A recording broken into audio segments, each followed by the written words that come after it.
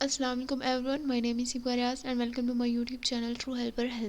सो guys, आज हम discuss करने वाले हैं ECU 303 की असाइनमेंट नंबर 2 जो कि ओपन हो चुकी है और इसकी लास्ट डेट है 8 फेब 2021। वीडियो स्टार्ट करने से पहले तमाम स्टूडेंट से रिक्वेस्ट है काइंडली हमारे चैनल को सब्सक्राइब कर लें और ज़्यादा से ज़्यादा शेयर किया करें ताकि जिनका सब्जेक्ट हो उनकी हेल्प हो सके। और अगर आप लोगों को कहीं से कोई भी बात समझ में नहीं आती, कोई कॉन्सेप्ट क्लियर नहीं होता, तो आप मुझसे पूछ लिया करें, अपने कॉन्सेप्ट जो है क्लियर किया करें।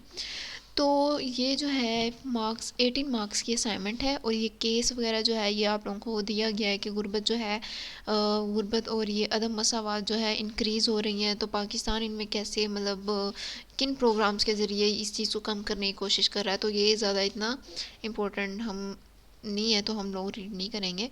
तो रिक्वायरमेंट्स, हमारा मेन क्वेश्चन क्या है कि ये 3 रिक्वायरमेंट्स हमें दी गई हैं, हमने इन्हें सॉल्व करना है। पहले में हमने क्या करना है कि ट्रांसफ़र पेमेंट मल्टीप्लायर को फाइंड करना है, फिर इसकी मदद से हमने क्या फाइंड करना है, चेंज इन नेशनल इनकम।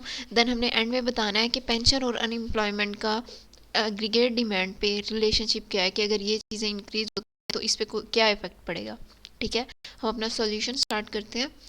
तो फर्स्टली हमारी रिक्वायरमेंट क्या थी कि suppose during 2020 due to transfer payment marginal propensity to consume will increase from 0.60 to 0.80, then calculate transfer payment multiply. हम लोगों ने जो है इसका फार्मूला भी पढ़ा था ट्रांसफर पेमेंट मल्टीप्लायर का, वो था del Y over del R O, del R naught. तो change in income over change in transfer payment is equal to the transfer payment multiply. तो ये जो फार्मूला है इसका वो इक्वल होता है, इसके हम लोग ये भी यूज़ कर सकते हैं, ये भी। तो del Y over del R naught is equal to M P C 1 minus M P C. तो अब एम पी सी क्या है, देखिए हमारे पास ये दी गई है कि M P C will increase from 0.60 to 0.80। तो अब जाहिर सी बात है हम इनमें चेंज ले लेंगे, इसका चेंज या डिफरेंस इसका क्या है। तो डिफरेंस इसका क्या है दोनों का, वो है 0.2। 0.80 माइनस 0.60 करेंगे तो आपके पास आ जाएगा 0.2, जो कि हमारा marginal propensity to consume exact है। हमने वैल्यूज़ पुट की 0.2 ओवर 1 माइनस 0.2, हमारे पास ये वैल्यू आ गई। देन हमने इसे मोर सोल्व किया तो वो क्या आ गई 0.25। अब हमारी इसकी जो वैल्यू है वह ट्रांसफ़र पेमेंट मल्टीप्लायर की वैल्यू जो है वो है 0.25। अब नेक्स्ट रिक्वायरमेंट क्या है कि by using the transfer payment multiplier value calculated in part A find the change in national income if transfer payment amount is increased from 250 billion rupees to 275 billion rupees.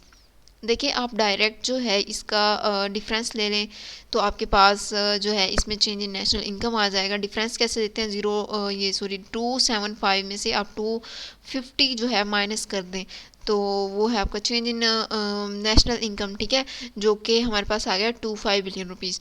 लेकिन अगर आप इसे प्रूफली solve करना चाहें कि आपके पास ये कैसे आया, ठीक है, चेंज इन नेशनल इनकम आपने कैसे फाइंड किया, तो उन्होंने ऊपर भी ये वो बताया है कि यूजिंग ट्रांसफ़र पेमेंट मल्टीप्लायर, कि आपने इसे यूज़ करते हुए, फार्मूला को यूज़ करते हुए आपने चेंज इन नेशनल इनकम फिर बताना है। हम अकेला ये भी लिख सकते थे तो हमारा करेक्ट होता अगर उन्होंने ये पहली लाइन मेंशन ना की हुई होती। तो अब जो है उन्होंने कहा है by using transfer payment multiplier, तो हम लोग इसके ज़रिए सोल्व करेंगे। तो K R O naught is equal to del Y over del R naught, वही फार्मूला उसका ट्रांसफ़र पेमेंट मल्टीप्लाई का, हमने इसे रीअरेंज किया। ठीक है, इसे जो है इसके साथ मल्टीप्लाई किया, ये डायरेक्ट रिलेशनशिप में है ना, तो इसे जो है मल्टीप्लाई करेंगे तो हमने जो फाइंड करना है वो है change in national income, del Y को हमने फाइंड करना है। अब के आर नॉट की जो हमने वैल्यू फाइंड की है वो क्या है 0.25, 0.25 मल्टीप्लाई बाय 100। अब 100 कैसे आया है, देखिए हमने जो इनके अंदर डिफरेंस लिया था 275 माइनस 250, जो हमारा डिफरेंस आया था 25 का, हमने उस डिफरेंस को डिवाइड किया 0.25 से, जो कि हमारी के आर नॉट की वैल्यू है। ठीक है, उससे डिवाइड करने से हमारे पास आंसर आया है 100। अब 100 मल्टीप्लाई बाय 0.25, हमारे पास जो है जब हम इसे मल्टीप्लाई करेंगे तो हमारे पास 25 आंसर आ जाएगा, जो कि हमारा चेंज इन नेशनल इनकम है। तो ये जो है आप ये कह सकते हैं कि ये इसका प्रूफ है कि आपके पास national income, change in national income कैसे आया। अब थर्ड जो है वो है if pension and unemployment allowances amount increased then how it will affect in aggregate demand. देखें जी, पेंशन और अनएम्प्लॉयमेंट जो है ये दो अलग कॉन्सेप्ट्स हैं।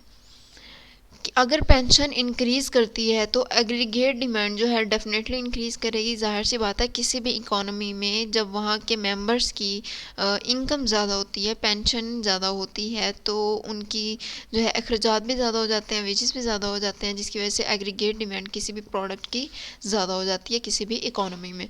ठीक है, तो हम लोग कह सकते हैं कि if pension increase and aggregate demand of any product definitely increase. लेकिन अगर अनएम्प्लॉयमेंट इंक्रीज़ करती है किसी भी इकोनॉमी में तो एग्रीगेट डिमांड डिक्रीज़ होगी। यहाँ इनका इन्वर्स रिलेशनशिप है अनएम्प्लॉयमेंट का और एग्रीगेट डिमांड का। बिकॉज किसी भी इकोनॉमी में देखें बेरोज़गारी है, अनएम्प्लॉयमेंट है, वहाँ रोज़गार नहीं है, तो लोगों के पास इतने जो है पैसे नहीं होंगे कि वो अपने प्रोडक्ट्स को ज़्यादा से ज़्यादा परचेज़ कर सकें। ठीक है, वो लिमिटेड सी उनकी विशेज़ होती हैं जो कि वो उन्हें पूरा करना बस कर सकते हैं। ठीक है, तो इनके दरमियान जो है इनवर्स रिलेशनशिप है। सो both pension and unemployment are opposite concepts in the sense of aggregate demand. If pension increases, then aggregate demand of any product definitely increase. But if unemployment increase in any economy, then there is no chance to increase in aggregate demand. Rather, increase in unemployment will cause decrease in aggregate demand. I hope कि आप लोगों को ये समझ में आ गई होगी। Assignment बहुत इजी थी। अगर फिर भी कहीं से कॉन्सेप्ट क्लियर नहीं होता तो आप मुझसे कमेंट बॉक्स में पूछ सकते हैं। Thanks for watching my video. अल्लाह हाफिज़।